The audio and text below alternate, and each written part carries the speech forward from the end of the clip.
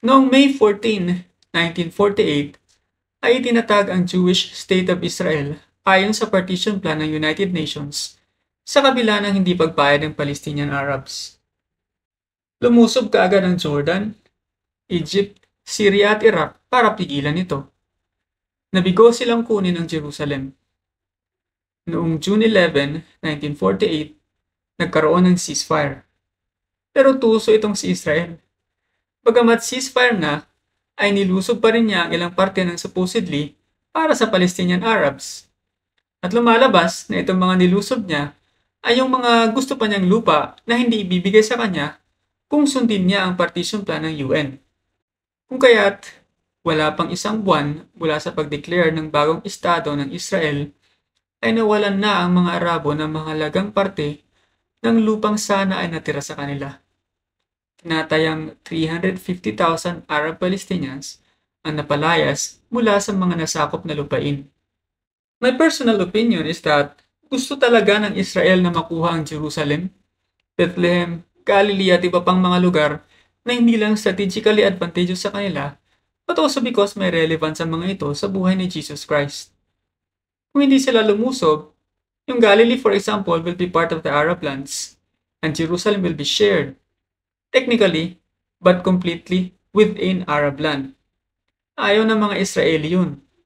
This short 1948 Arab-Israeli war led to Israel getting 26% more land.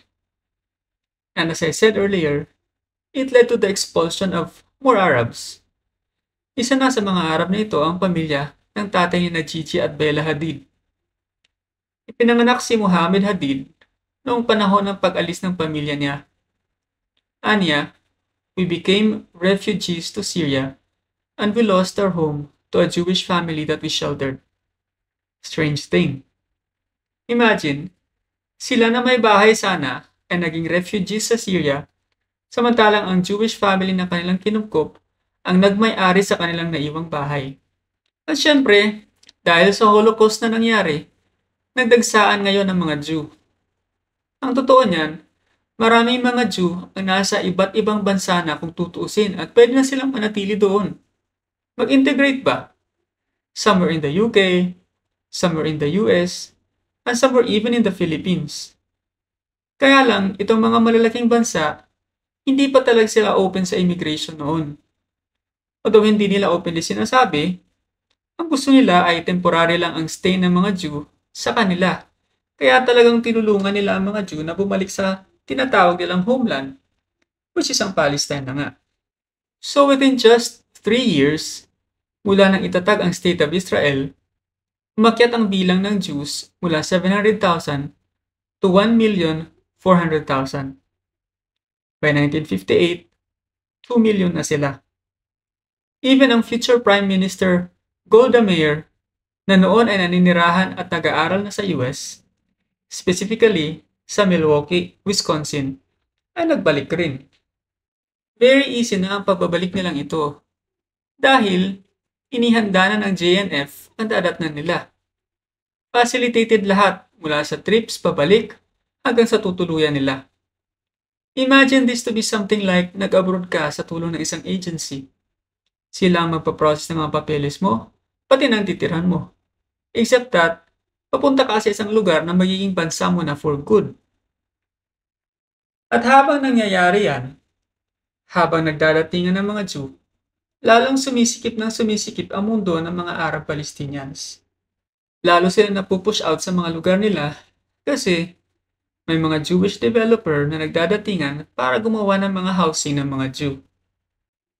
Isa na namang digmaan na naganap noong 1967, ang ikatlong Arab-Israeli War. Muli ay nanalo ang Israel. Hindi lamang nila nasakop ang buong Palestine, kundi pati ang Sinai Peninsula. Tinatayang 300,000 pang Palestinians ang napaalis. Kaya lang, nagkamali ang Israel na ibinalik pa nila ang mga nakuha nila. Dito na sana magtatapos ang lahat. Israel na sana lahat yan. Over these wars, and each time Israel gets land from the Arabs, The expelled Arabs would either leave for good or they would be pushed to the Gaza Strip. Kaya jam-packed yung Gaza kasi wala namang mapupuntahan na mga Arab na nawala ng tahanan. I mean, not only their houses, but they literally lost their land. And so they have to take refuge in Gaza. Kaya naman may mga Palestinian na hindi matanggap ang nangyari sa kanila noon. Over time, nagtanim sila ng galit sa Israel. Just the concept of the existence of Israel as a whole. Kasi ang pagkabuo ng Israel ang sanhi ng mga kamalasang nangyari sa kanila. Para sa kanila, sinakop ang Palestine ng mga Hudyo. At kung iisipin mo, andyan nga ang Palestine Jewish Colonization Organization. So totoo naman talaga yung kwento ng pananakop. Sinakop ang Palestine ng mga Hudyo, kaya nais silang palayain ito mula sa mga mananakop. Para sa kanila, armadong pakikibaka ang tanging paraan upang mapalaya ang kanilang inang bayan. Noong 1987 ay nagsimula ang peace negotiations sa pagitan ng Palestinian Authority at Israel at ito ay ginanap sa Oslo, Norway.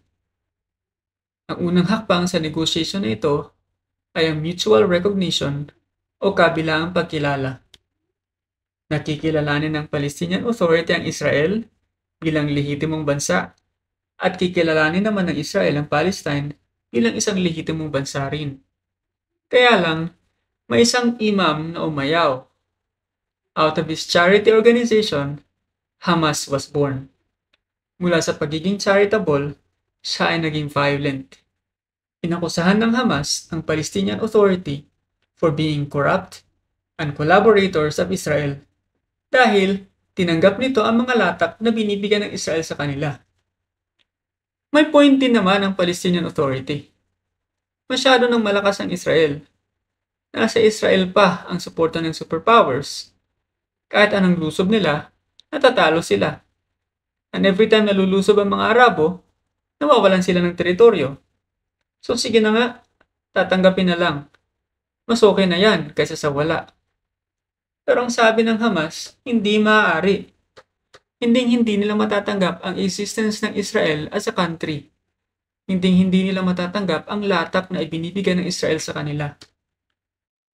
Mula noon hanggang 2005, ay may mga Israeli forces and settlements sa Gaza. By 2003, nag-decide ang Israel na iiwan na nila ang Gaza. Physically, iiwan nila. Pero, kontrolado pa rin nila ang tubig, electricity, telecommunications, at iba pang utilities sa loob ng Gaza. Idagdag mo pa na ang Gaza ay nilagyan ng literal na bakod. It's the sea to the left and the long wall everywhere else. In short, Gaza was an open-air prison. Kunyari, wala na sila doon sa loob ng Gaza, pero para sa mga taga-Gaza, kinulong naman sila. Kung gusto man nila umalis sa lugar na yon, kontrolado ng Israel ang mga daan palabas. Gagamit ka ng airport kasi alis ka na nga. Sa Israel ka sasakay ng eroplano. So paano ka aalis? Wala kang magagawa. Hopeless ang pakiramdam ng mga nasa loob ng open-air prison na yun. Pero ano nga ba talaga ang dahilan ng pag-disengage ng Israel sa Gaza? Simple lang. Pag nag-disengage, tigil na rin ang peace process. Pag tigil ang peace process, tigil rin ang negotiation para sa tuluyan ng maging state ang Palestine. Or should I say, kung ano pa ang natira na hindi kinuha ng Israel. Ang tingin ko dito, gustong gawin ng Israel sa Gaza ang ginawa ng Malaysia sa Singapore, which is to force Gaza into submission. Ito ang kwento. Nang hindi magkasundo ang Malaysia at Singapore, sabi ng Malaysia, kung ayaw niyo sumunod, hindi bahala kayo sa buhay niyo. Tingnan lang namin kung hindi kayo bumalik sa amin para humingi ng saklolo. At that time kasi, dependent ang Singapore sa Malaysia for almost everything. Halos walang-wala ang Singapore. So by abandoning Singapore, Malaysia thought na once mahirapan ang Singapore, ay magpapakumbaba ito at maniniklohod na tanggapin silang muli ng Malaysia. May Lee Kuan Yew ang Singapore. Nagkamali ang Malaysia. Parang ganyan ang gustong gawin ng Israel sa Gaza. Sabi ng Israel sa Gaza, bahala kayo sa buhay nyo. Gusto nyo magsarili? Sige. Pero nasa amin lahat ng kailangan nyo. Tingnan lang namin kung hindi kayo makiusap na magpasakop na lang sa amin. Kaya lang, instead na Lee Kuan Yew ang meron ng Gaza, Hamas ang meron sila. Instead na isang pinuno na talagang may pangarap ng pag-unlad para sa kung ano man ang natira sa kanya, paghihiganti ang isinapuso ng Hamas. So magugulat ka pa ba kung nanalo ang Hamas sa eleksyon sa Gaza noong 2006, ilang buwan matapos umalis ang Israel? Ang mga Hamas ang nagre-reflect sa sentiments ng mga taga-Gaza. So sila ang binoto ng mga tao. Ang sabi ng Hamas, pagbabago. Ang sabi ng Hamas, unity. Yun ang hanap ng mga taga-Gaza So binoto nila ang Hamas. Ang mali nila, wala ring plano ang Hamas bukod sa bawiin ng mga lupang sinakop ng Israel. Yun lang ang gusto nila. Kung ano ang gagawin sa Gaza na iniwan sa kanila, at kung ano ang gagawin sakaling may mabawi silang mga lupain mula sa Israel, wala rin silang plano. Basta nanalo lang sila sa eleksyon. Idagdag pa natin na naging mga corrupt ang sumunod na mga leader ng Hamas. Dahil may foreign aid na pumapasok sa Hamas para sana sa pagpapaunlad sa Gaza, nagpakasasa ang mga leader ng Hamas sa pera at gumawa ng mga tunnel at bumili ng mga armas para ipagpatuloy ang kanilang pakikibaka. Nasa Qatar ang mga leader ng Hamas. Nag-i-enjoy sa mga buhay nila samantalang ang mga ordinaryong mamamayan ng Gaza ay mas lalong nabaon sa kahirapan.